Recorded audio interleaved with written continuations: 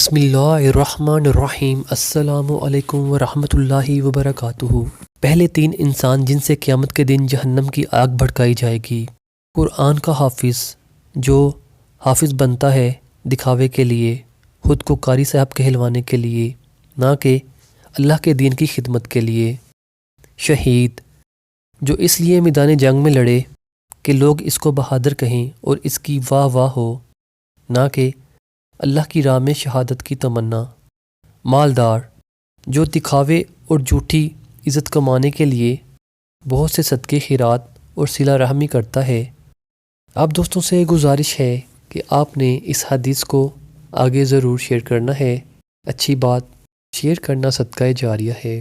طبی موت سے پہلے ہم بہت سی موتیں مر چکے ہوتے ہیں۔ طبی موت تو اعلان ہے ہر موت سے نجات کا۔